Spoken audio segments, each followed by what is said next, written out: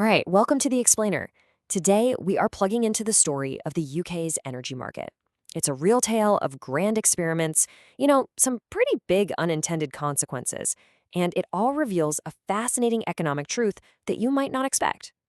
So, here's the big question, right? How did a plan that was supposed to create all this competition in the energy market end up with just a handful of powerful companies controlling over 90% of it?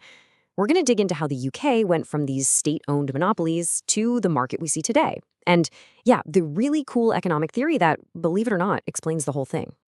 Okay, first things first. To really get what's happening today, we've got to go back in time, back before the 1980s. The UK's energy sector, it was completely controlled by the state. And what's interesting is that gas and electricity were like two totally separate worlds. And this really paints a picture of just how much power the state had. I mean, look at this. The British Gas Corporation was this absolute giant. It was a monopoly, which we all know means it was the only seller of gas to consumers. But it was also a monopsony, which is a fancy way of saying it was the only buyer of gas from the North Sea producers. So it literally controlled the entire chain, from the well all the way to your home. And electricity? Same deal, really. A central electricity generating board ran the whole show. This was the setup right before one of the biggest economic experiments of the century was about to kick off.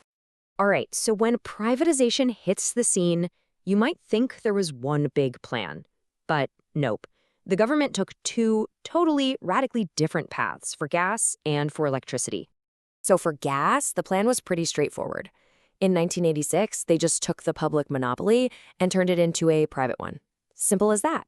Of course, to make sure this new private giant didn't just jack up prices, they created a new regulator called Offgas to keep them in check. But then, just 4 years later, they did the complete opposite with electricity. Seriously, it was a total 180. Instead of just passing the monopoly along, the plan was to just shatter it, break it all up, to force competition from day one. And how did they do that?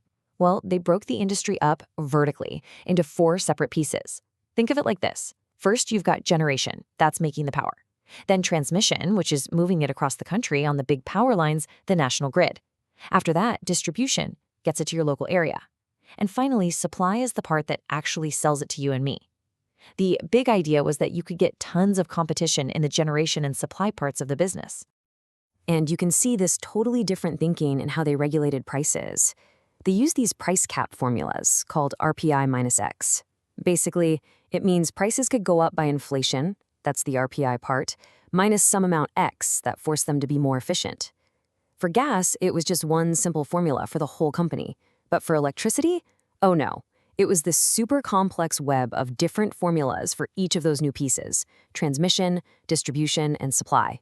A completely different beast. So you've got these two grand experiments running side by side. And what happens next?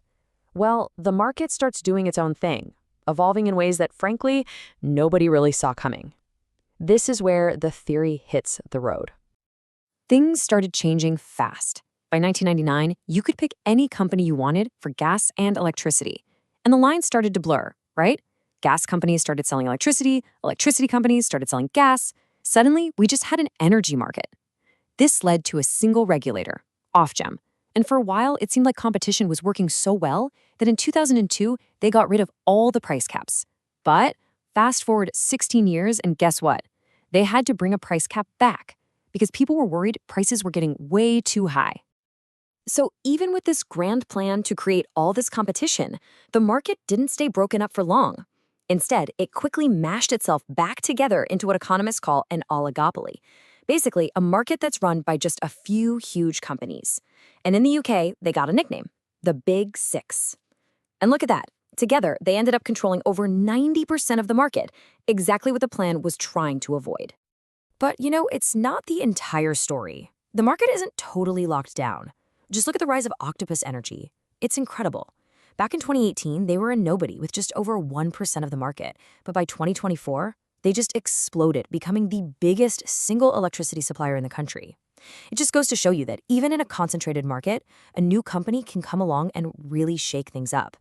Okay, so this is where it gets really interesting. This is the big puzzle. The government went through all this trouble to break the electricity industry into pieces. So why on earth did the pieces start sticking themselves back together? Why did the power plants start buying the suppliers and the suppliers start building power plants? What was going on? Well, the answer isn't what you might think. It's not just about greed or a bad policy.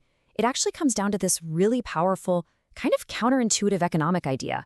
It's called double marginalization. And it explains why, strangely enough, these companies merging back together can be a good thing for everybody. So, what is double marginalization? Let me break it down. Imagine a wholesaler who makes widgets and sells them to a retailer. The wholesaler adds their profit margin, right? Then the retailer buys the widgets and sells them to you, and they add their own profit margin. You see, there are two markups, a double margin. In energy, it's the same thing. The generator makes the electricity and adds a markup. Then the supplier buys it and adds another markup. And all that stacking up just means one thing, a higher price for you, the consumer. And this table, this is the aha moment. This shows why they merge. Look, when the two companies become one, they get rid of one of those markups. And the result is amazing. The final price for us, it goes down. The amount of energy sold, it goes up. And the total profit for the new single company, it's actually higher than the two separate profits added together. It is a genuine win-win-win. The consumer wins, the company wins, and the market as a whole wins. How often does that happen? So after this whole journey, this 40-year experiment, what's the big takeaway? Well, it really tells us a lot about that constant battle, that tug of war between letting the market do its thing and the need for rules and regulation. I mean, let's recap. We saw two totally different ways to privatize an industry. We saw how a core economic theory basically predicted that the market would try to glue itself back together. This created a market dominated by just a few players, and it sent regulators on this roller coaster ride from price caps to deregulation and right back to price caps again. And that leaves us with the big fundamental question that people are still wrestling with today. And not just in energy, but in all kinds of essential industries. Where do you draw the line? What is the right balance between trusting the free market to figure things out and using regulatory power to step in and protect people? As this whole 40-year energy story shows us, there are definitely no easy answers.